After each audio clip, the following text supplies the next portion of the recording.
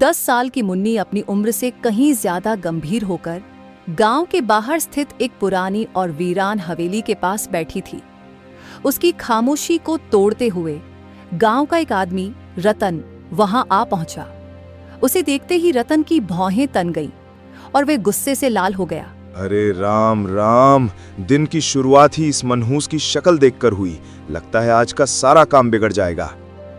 रतन चाचा, आप ऐसा क्यों कह रहे हो? मैंने क्या किया है? मुन्नी ने अपनी भोली आंखों से उसे देखा, जिससे रतन का गुस्सा और बढ़ गया। अपनी मनहूस जुबान से मेरा नाम लेना बंद कर। तू खुद एक मनहूस है। हाँ, मेरी समझ ये नहीं आता रतन चाचा कि मुझे सब मनहूस क्यों बोलते हैं। मैंने ऐसा क्या किया है? मैं तो ऐसे ही इस शांत हवेली के बाहर आके बैठ जाती हूँ। और क्या कहूँ? क्या तू समझती है तेरी माँ जंगल में क्यों रहती है? तेरी माँ एक जादूगरनी थी। उसे एक गांव से निकाल दिया गया था और जादूगरनी की औलाद हमेशा मनहूस ही होती है।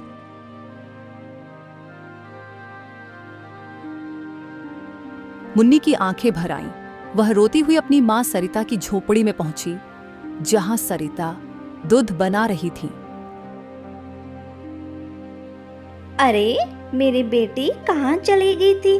मैं कब से तुम्हारा इंतजार कर रही थी। अरे क्या हुआ मेरी बेटी को? ऐसे आंसू क्यों बहा रही है? किसी ने कुछ बोला है क्या? हाँ माँ, मैं पुरानी हवेली गई थी, मगर वहाँ पे रतन चाचा आ गए और उन्होंने मुझे मनहूस कहा। मुझे तो समझ ही नहीं आता तुम्हारा बिटिया, तुम वहाँ जाती ही क्यों हो? क्या रखा है तुम्हारा वहाँ? माँ, मैं क्या करूँ? मुझे ऐसे लगता है जैसे उस हवेली से मेरा जन्मों का रिश्ता है, जैसे मेरा कोई अपना वहाँ पे है। सरिता ने मुन्नी की बात सुनकर लंबी सांस ली और चिंता में डूब गई। ओहो बिटिया रानी, मैंने तुम्हें कितनी बार बोला है तू वहाँ मत जाया कर। तू क्यों जाती है? ये सब तो तेरा वहम है। तेरा कोई भी अपना नहीं है मेरे अलावा। चल, अब तुझे भूख लगी होगी, मैं खाना लेके आती हूँ। मुन्नी ने हाथ मुंह धोकर खाना खाया। रात हो गई और वह गहरी नींद में सो गई।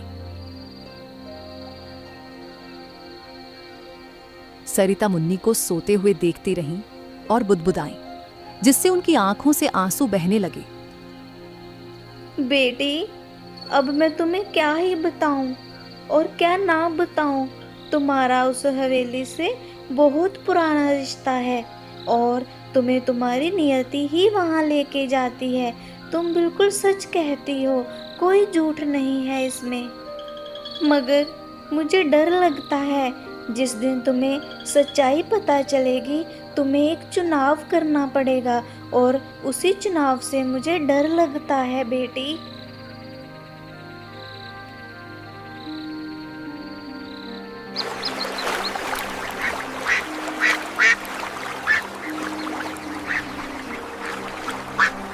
अगली सुबह मुन्नी फिर से हवेली के पास जा पहुंची। अचानक एक मुर्गा वहां आ गया और उसे देखने लगा। मुन्नी ने सोचा कि इस वीरान जगह पर तो कोई नहीं आता, ये कहां से आया? अरे, इस सुनसान हवेली में मेरे अलावा तो कोई नहीं आता, तो ये मुर्गा कहां से आ गया? कौन हो तुम? तभी इत्तेफाक से रतन फिर से वहां से गुजरा।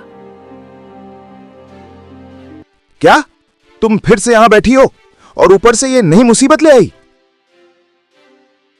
रतन चाचा, मुझे नहीं पता ये मुर्गा कहाँ से आया। मैं तो खुद हैरान हूँ। आप इसे कुछ मत बोलिए, ये कितना सुंदर है। मुन्नी ने मुर्गे को अपनी बाहों में उठा लिया। रतन ने एक लकड़ी उठाई और जोर से मुर्गे पर वार किया। मुर्गे की दर्द भरी चीख से पूरा इलाका गूंज उठा। मुन्नी ने गुस्से में रतन को बोला, रतन चाचा, आपको शर्म नहीं आई किसी को ऐसे मारते हुए?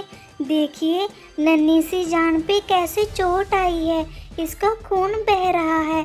आपके दिल में थोड़ी सी भी दया नहीं है। आप इतने जालिम हो चुके हो कि आपको तरस नहीं आया।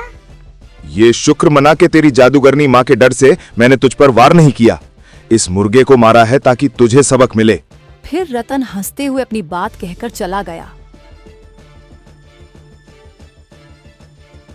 मुर्गा बेहोश हो गया। मुन्नी उसे अपनी झोपड़ी में ले गई।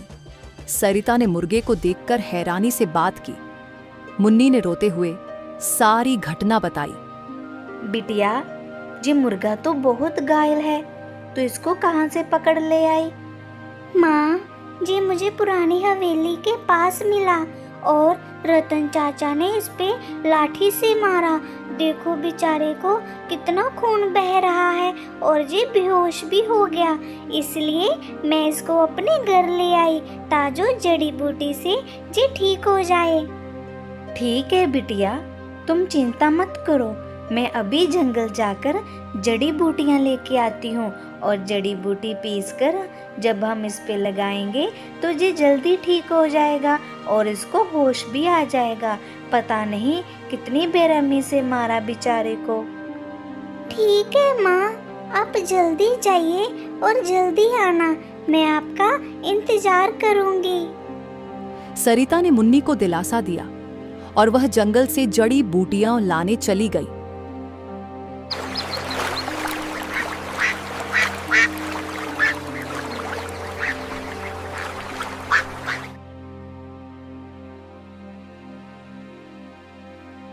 वाह माँ, आप तो बड़ी जल्दी आ गई जड़ी बूटी लेके। आप बैठो, मैं जल्दी जल्दी जड़ी बूटी पीस के लाती हूँ। मुन्नी ने जड़ी बूटियां पीसकर मुर्गे के घावों पर लगा दिया। मुर्गे को होश आया और वह मुन्नी को देखकर रोने लगा। मुन्नी ने सरिता से पूछा कि वह क्यों रो रहा है और सरिता ने उसे जवाब दिया। माँ, ये मुर्गा मुझे देखकर रो क्यों रहा है? मैंने तो इसको कुछ नहीं बोला, मैंने तो इसकी जान बचाई है। बेटी जी अपना दर्द बोल के नहीं सुना सकता, शायद इसलिए रो रहा है। तुम फिक्र मत करो। मुन्नी ने मुर्गे की देखभाल की और वह जल्द ही ठीक हो गया। एक दिन मुन्नी मुर्गे से बोली, तुम्हें पता है, मुझे ऐसे लगता है जैसे हमारा जन्मों जन्म का रिश्ता है। हम दो नहीं, हम एक हैं। क्या तुम्हें भी ऐसे लगता है?